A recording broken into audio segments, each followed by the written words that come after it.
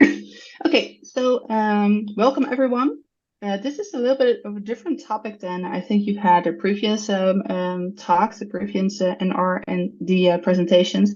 Most of them were about neurological disorders or other disorders and how you can image them. And I wanted to do it in a different way because my PhD is on visual imaging, that's at 7T. And I realized when I came out of my Western society bubble last ISMRM in Toronto, when so many of you, or maybe not of you, but many of your African colleagues came to the ISMRM in Toronto, that I was sort of in a bubble, and that in Africa, I don't think there is a 7T.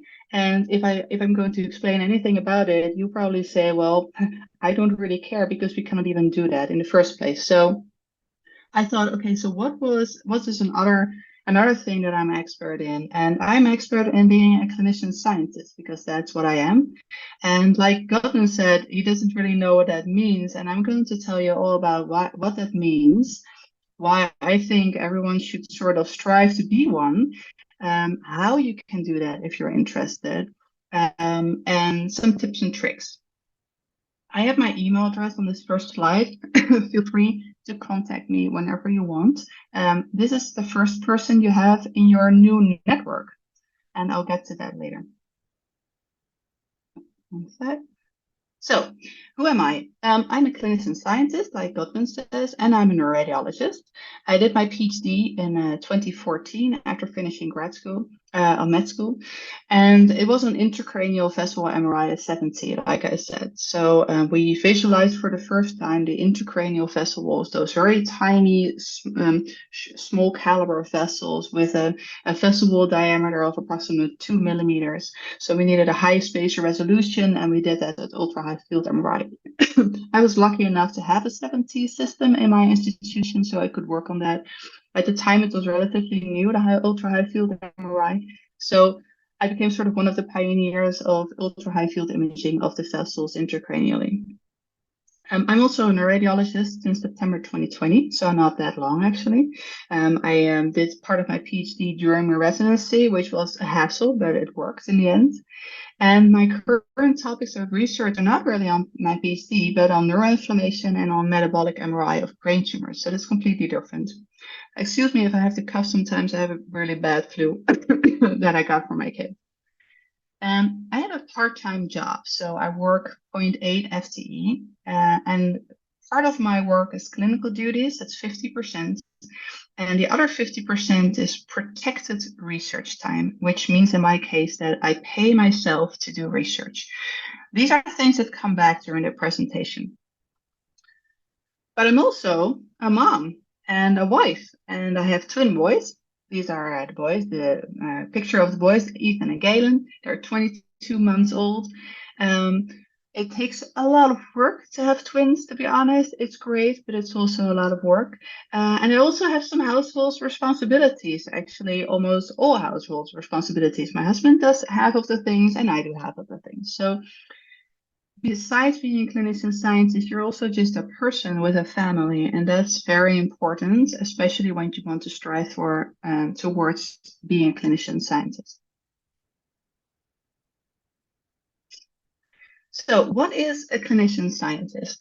I checked Google. I thought, well, Google is always the best way to go to really see what the definition is of a clinician scientist, and it varies between works at the cutting edge of health, combining clinical skills with trailblazing research, or healthcare professionals that are expert in research and clinical practice. It makes you feel like you're sort of a god when you're a clinician scientist. You can do clinical work and you're also an expert in research.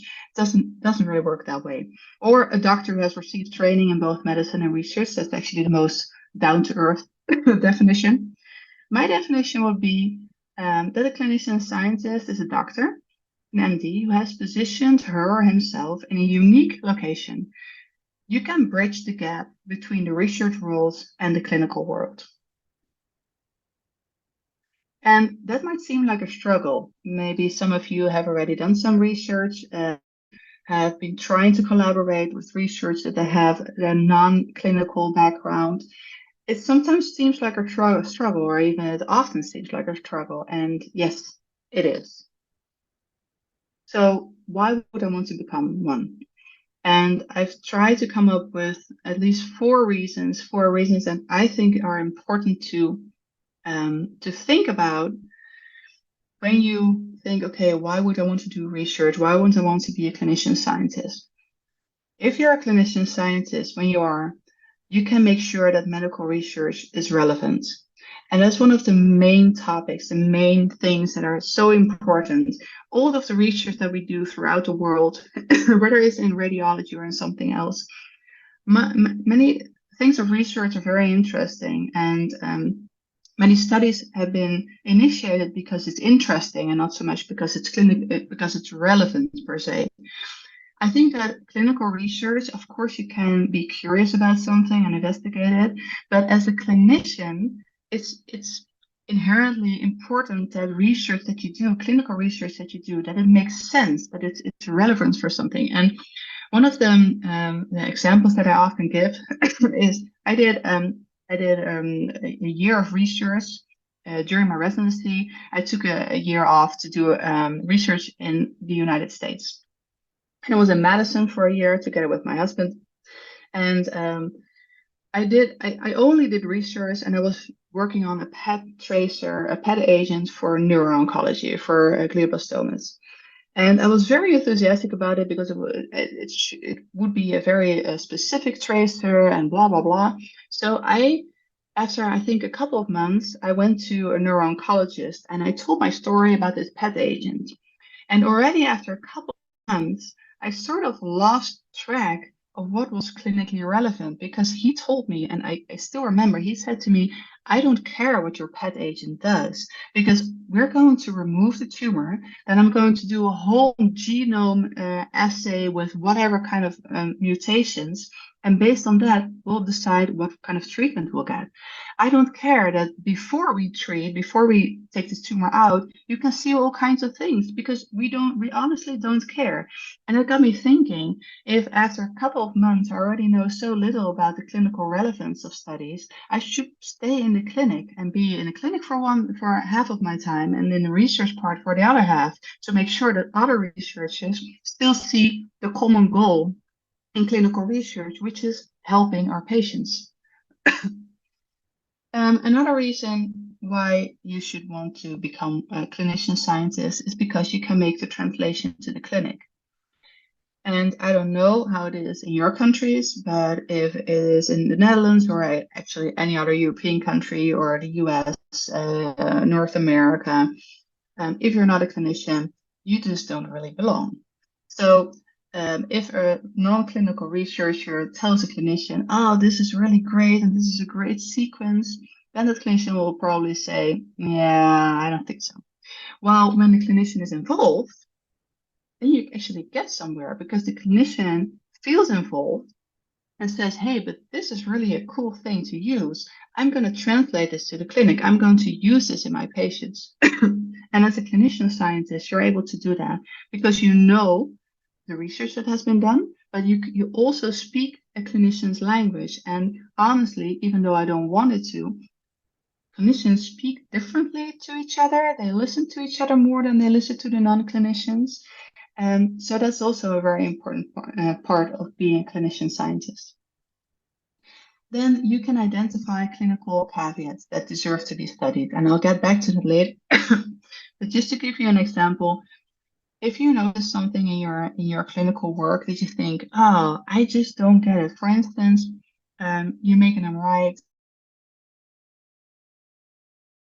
You say, oh, I keep seeing this, but I just don't know what it is. Maybe that's something that you need to investigate. So all those clinical caveats, all those clinical things that we don't really know about that deserve to be studied, you're the one who is going to identify it. It's not going to be the researchers that are on the other side. It's going to be you. And finally, because it will keep your work exciting.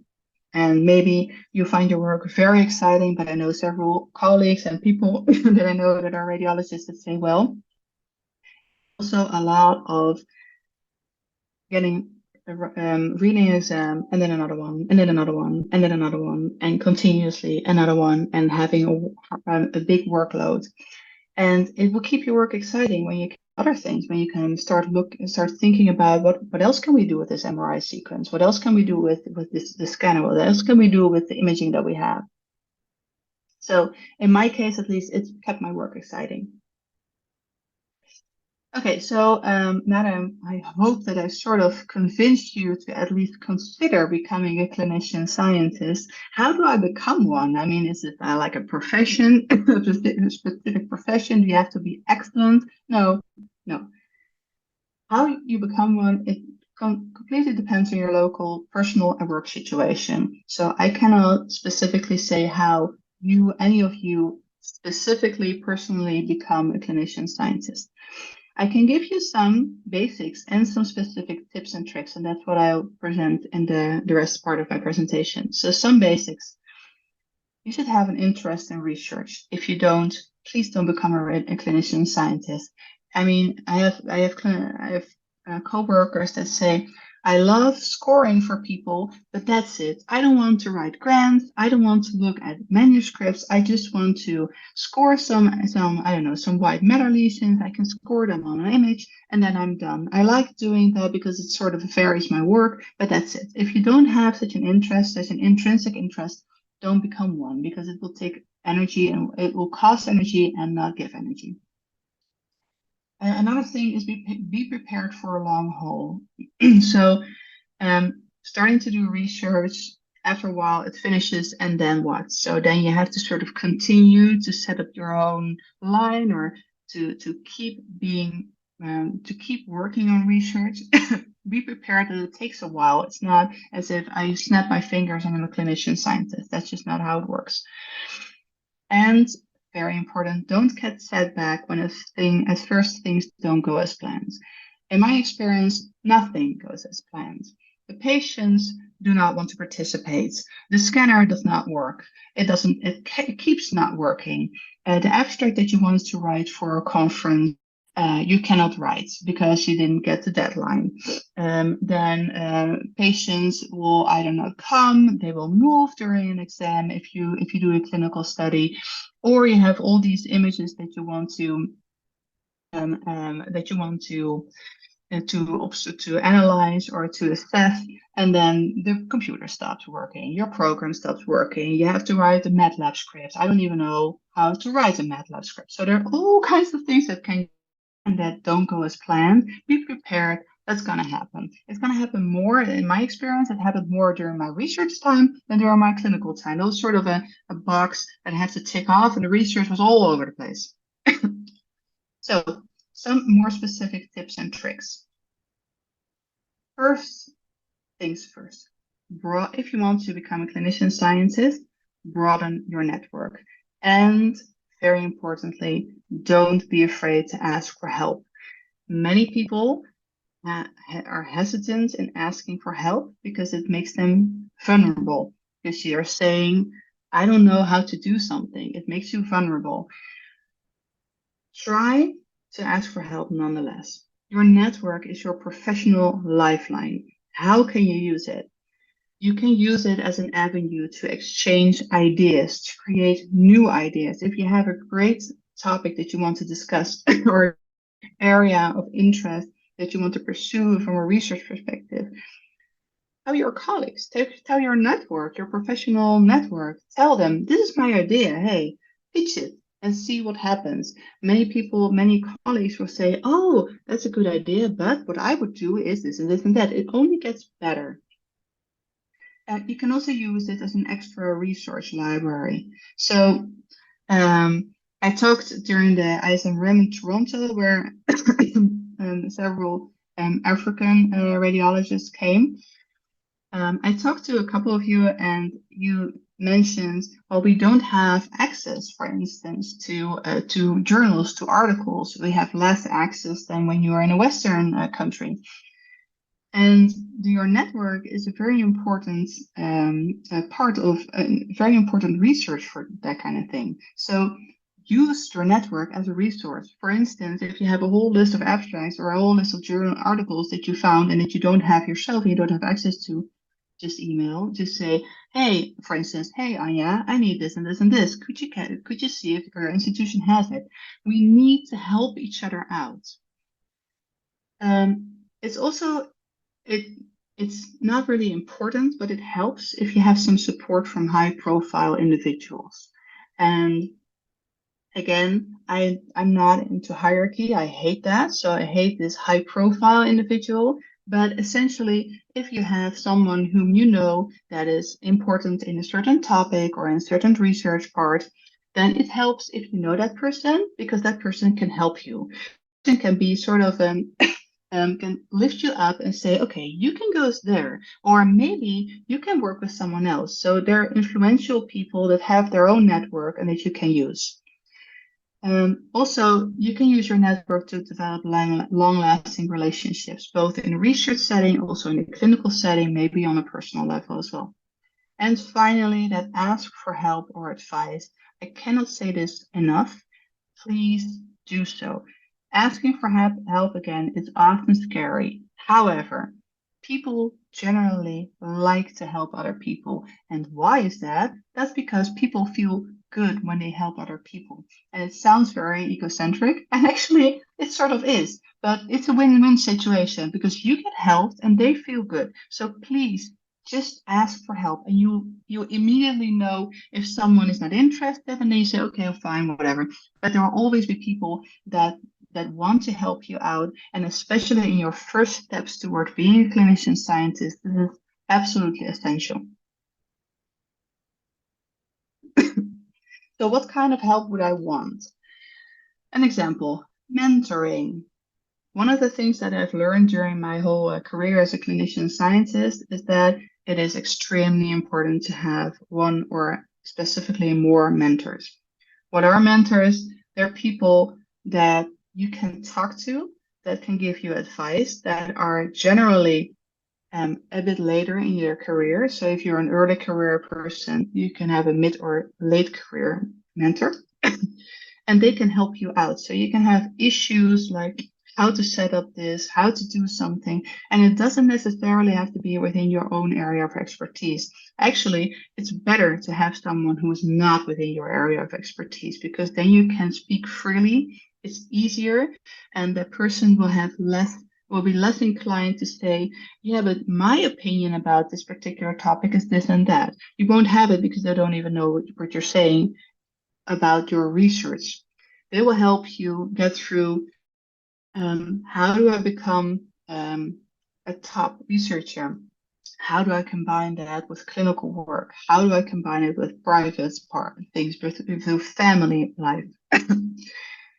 So mentoring is very important. For instance, I have several mentors, and it sort of just went that way. But on the other hand, there was a researcher, a senior researcher, that it just kind of clicked between us. And I just asked him, hey, do you want to mentor? And he did. So another example is that access to resources you don't have yourself, just like I mentioned, articles, stuff like that. Also, other people's opinions about your ideas. Maybe maybe you have a great idea and people say, well, I think it's good, but it can be even better. So it will help you. And get in touch with someone that you'd like to collaborate with through someone else. So for instance, let's just say you have me in your network. You can see if you are linked with, for instance, LinkedIn, you can see all my whole network and think, oh, but that is, I don't know, a gastroenterologist, whatever. And you're just specifically interested in that. Well, maybe Anja can connect us. And that is how your network grows. And also think about start small and expand over time. So if you have a network of 5 people in the beginning, that's fine. Just try to expand it a little bit and don't make it very mandatory for yourself because then you're making your life very difficult. But try to let it flow in a natural way. It will flow in a natural way. For instance, by joining societies or contacting colleagues on a local and national scale. And be assertive. People that are not assertive will not be noticed. That's just how the way it works. It works with animals as well. It works with people as well. The people that have the biggest mouth get all the attention. That's just what it is. And if you're not that kind of person, you will always have another way of making yourself noticed. Some useful online platforms are, for instance, LinkedIn, and maybe this is all totally something that you already know, but I just wanted to point it out for the people that don't. So some of those online social platforms that are come in handy. LinkedIn is great for building your network. ResearchGate, with that you can share your work, your research work. You can find collaborators, and importantly, you can request copies of articles. So if you have an article that is on ResearchGate, or you can find the author on ResearchGate, you can just send them a message and say, hey, I just saw this article. Could you send me? Because everyone has a copy of their own articles. Then Google Scholar, that makes sure that you're found on Google. It just makes sure that you're noticeable, that people see you. X, or well, it used to be Twitter, is mainly used to get your work out in the open. Personally, I only use it to watch animal movies, but anyway, many people do use it to look at research articles and just at the highlights. And I just mentioned that because that's that global online identification, and that helps others track your publications.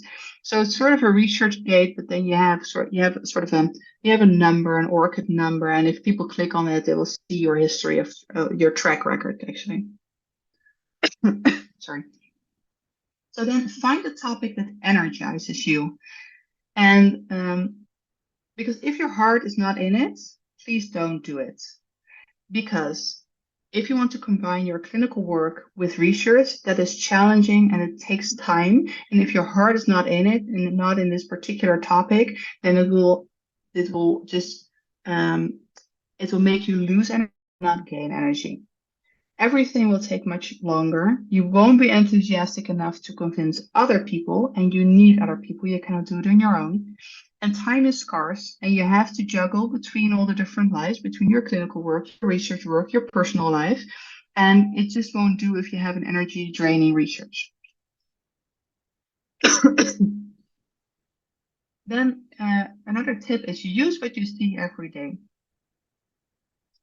Because you're the expert, you're the clinician, you're the one who actually sees everything, who sees all the clinical studies, who knows what needs to be done.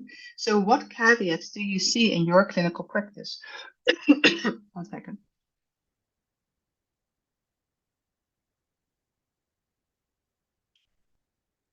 So what should be fixed? Some examples, very boring example. When you have a tumor, it's resected and you have radiotherapy, and then it comes back, or you have radiation necrosis.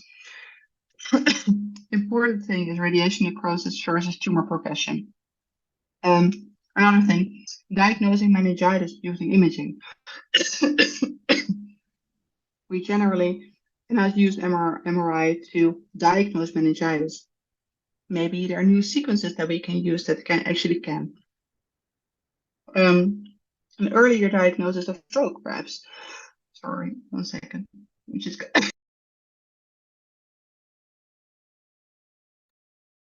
Sorry, Anja, I can see you're having a difficult time. Sorry.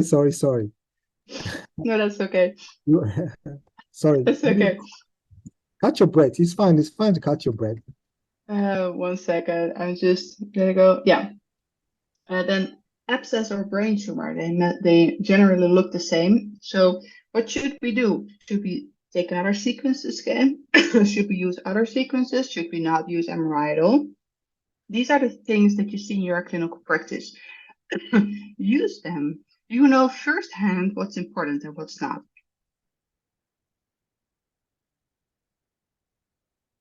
I'm just gonna briefly blow my nose, because then probably my cough will get less. Sorry for that.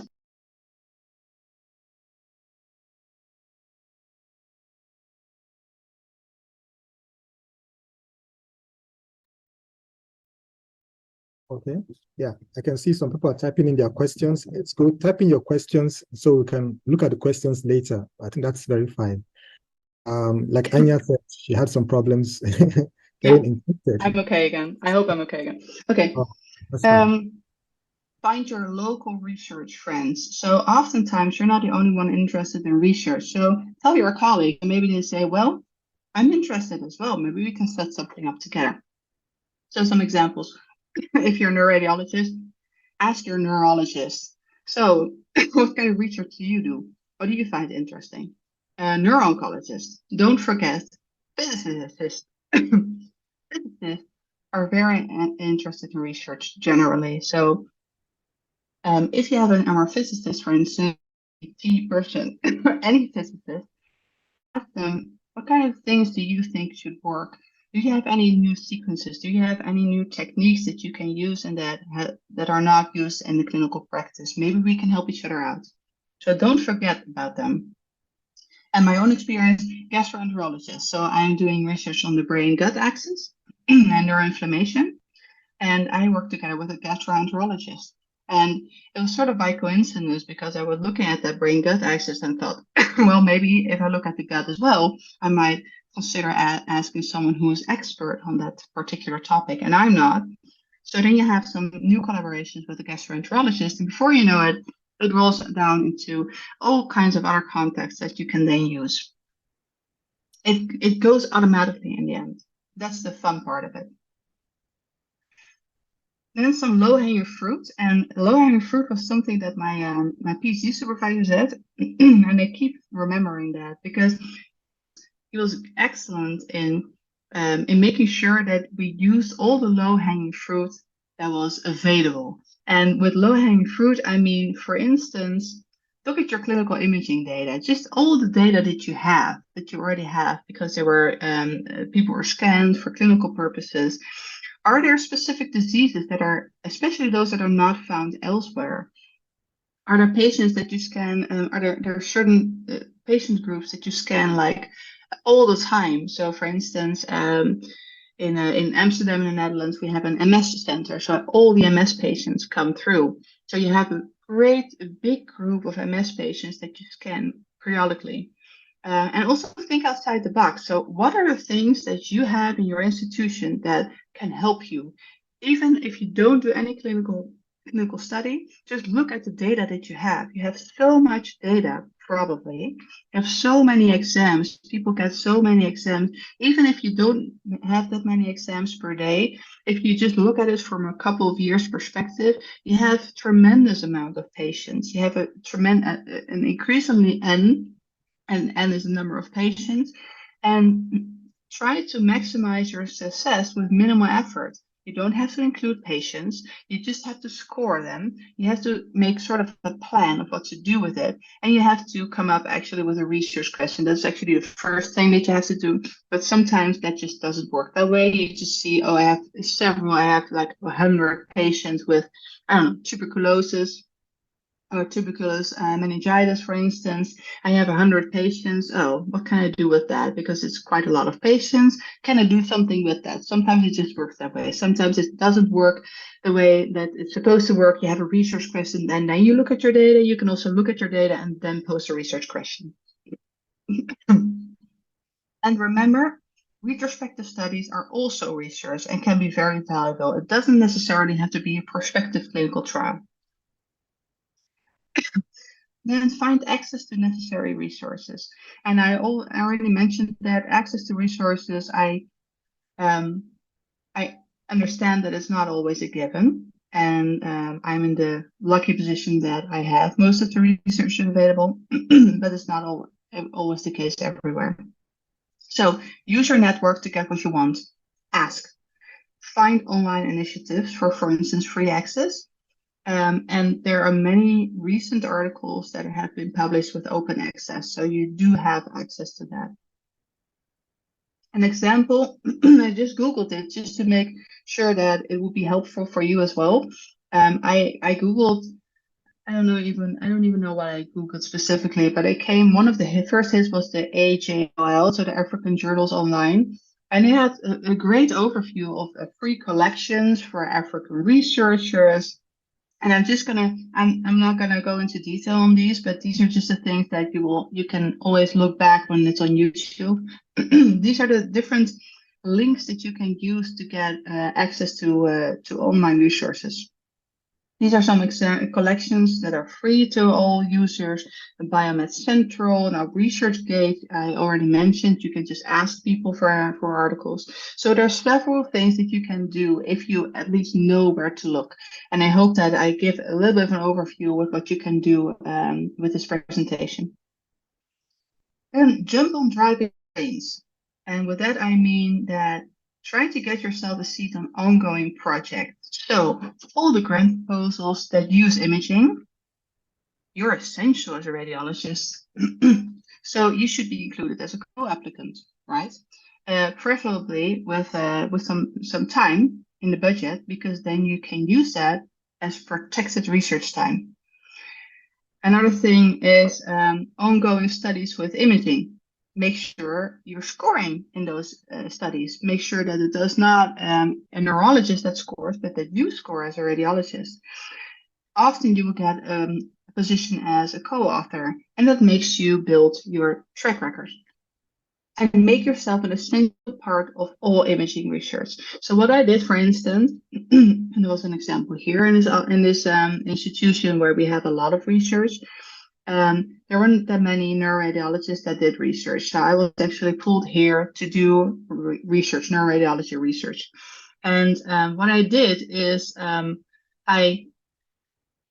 all the new studies that come in, all the new clinical studies that come in that are mentioned to us, like, okay, we want imaging this, we want imaging that, all the neuroimaging studies go through me now. So I just told that we have a trial bureau. That's sort of those are people that take care of our clinical trials. And it's really great that we have that in the first place. But all the studies that are mentioned there and that are shown there, they will get to me first, and I will say, okay, so who of us as radiologists is involved in this? No one. Okay, well then in this case there will be someone who is involved in that, and that makes sure that, because as a radiologist, at least in the Netherlands and in the European countries, and also I think in North America, radiologists are relatively they're not as assertive as they should be. So they will generally say, okay, well, we have the resources, we have the MR scanners, you go ahead and scan and we'll just get the money. And that is how we get in the last place. We need to make sure that we're the people that actually do the research as well. We should be involved in one way or another, because otherwise all the research will be about things that are just not relevant, maybe from a clinical perspective, but then they use the wrong sequences, they use the wrong imaging techniques, because that's just not their expertise and it is ours. So make yourself an essential part of all imaging research. And like I said, it's okay to be a bit cheeky, actually to be a lot cheeky. Then the final thing that I want to discuss is the major challenge that you have being a clinician scientist, and that is balance. Balancing your clinical duties with your research and your personal life. And I did a secret session at the ISMREM in 2018. So for those of you who don't know, the ISMREM is the International Society for Magnetic Resonance in Magnetic Resonance in Medicine. And it's like the major international society for MR-related research. Scientific sessions, they have educational sessions, and then they have secret sessions. And secret sessions are about things that are not really research related, not really research topic related, but are more overall umbrella kind of topics. So one of the secret sessions that I organized was about how to combine your clinical work with research as a clinician. And we wrote a white paper, or at least sort of a summary. And if you want, I can share that with you afterwards.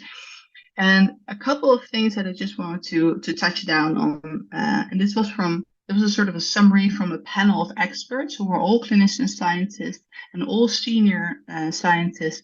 And this was their experience, what you should do if you want to keep a good work-life balance. First of all, decide what your goal is. And it's sort of similar to, you need to have the energy, you need to pick a topic that you get energy from and it doesn't drain your energy. Be open in what you want to do and try to achieve it. Also open to other colleagues, maybe they have some help. Find your passion, and if your only goal is research, then do stay in touch with the clinic. Because like I said, like my example, if you don't stay in touch with the clinic, in half a year, you will forget what it's like to be in the clinic, and it will what the major topics are within the clinic.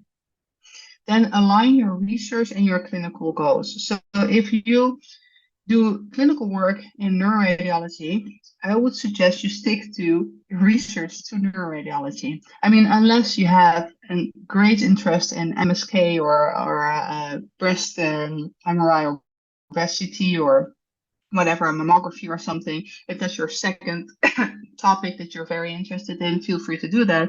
But in general, try to stick with what you do in clinical practice because it makes it easier. Also, you have to be a good clinician because otherwise colleagues won't take you seriously. So, and it might seem like you have to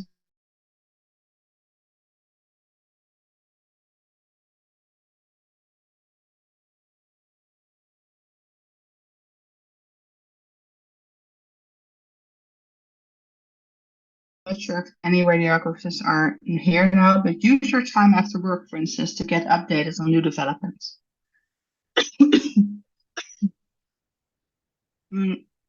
Then get or stay involved in research. So step up. Say, okay, hey, hi, I'm Anja.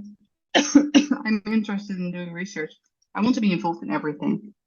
You won't be involved in everything, but at least you'll show that you're interested.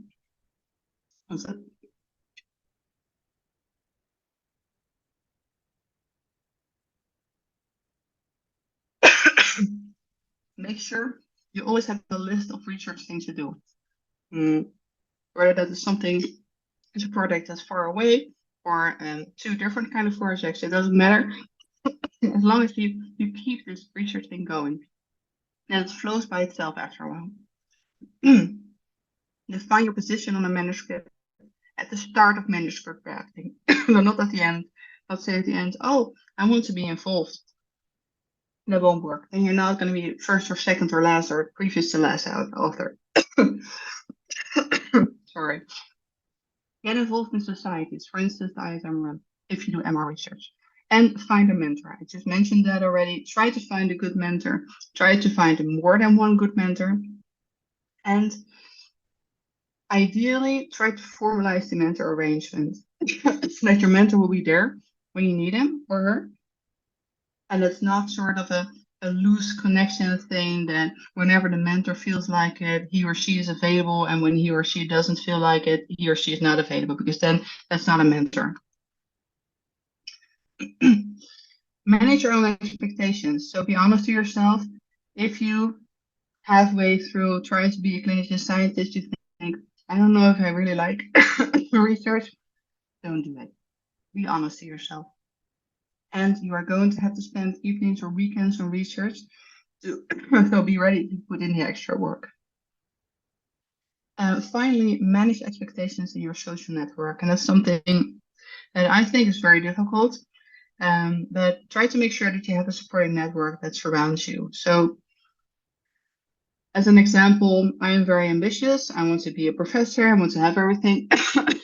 And fortunately, I have a husband, a partner who is willing to say, okay, this is your career. You have a bigger career track than I do. You have more ambition than I do. So it's not that your career comes first, but it's a very important thing. And of course, it is not always something to choose, but at least try to be honest with your partner, with your family. Okay, this is what I want to do, and this is how much time it's going to take me. And feel if they agree with that, if they if they say, okay, sure, of course you should do that. So manage expectations to the people around you. That's sort of similar in the same line. What a couple of people from that secret session said, and I was kind of shocked actually. They lost friends during their research career, and I sort of kind of get it, because if you have certain deadlines that you want to, you have deadlines to go to a conference and submit an abstract, and sometimes no, you cannot really go to the party of that and that person. And some people will understand and some people won't. And that is something that I've noticed as being a clinician scientist or juggling between three different jobs, like a clinician, a researcher, a person at home from your personal, a family member, a husband, a wife, etc. then sometimes it's difficult. Sometimes people won't understand why you put a lot of effort in this.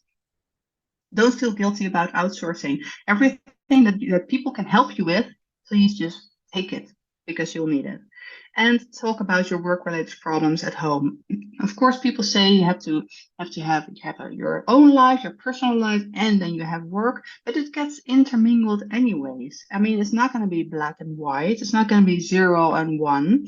It's going to be intermingled. If you have a difficult time at your work, then people will notice it at home. So keep talking about it. That makes it easier, and it makes you feel like you're not doing it on your own. And then I think the final thing, investigate opportunities of extending research when in the clinic. So for instance, if you can choose your institution wisely. So for instance, if you're very enthusiastic about MS research, then you shouldn't pick an institution where there's no MS. On the other hand, I do understand that many people don't really have an option of choosing an institution. So this is if possible. And if you have no background in engineering or in something else, then find the people that are good at it. And that's how you build your network and make sure that the ideas that you have, that you can work them out. Good radiographers who like to do research, meet with them, collaborate with them, and make them part of the research team, because science is teamwork. And I've stressed it a couple of times already. You're not on your own. Please don't do it on your own, because generally it won't work in the end. And finally, get organized. So make to-do lists. Don't do tomorrow what you can do today. Stop the projects when they're not working out. These are more of life lessons, but they fit the clinician-scientist role. And these are all my tips and tricks that I have for being a clinician scientist. So I hope that I've been able to enthusiast at least some of you into considering being a clinician scientist. Like Godwin said, it is a dying rate. Many clinicians say we don't have the time, we don't have the energy to do that. But I hope that with my presentation, I've shown you why it is so important to have these people, to have clinician scientists, to have clinicians think about research. Thank you.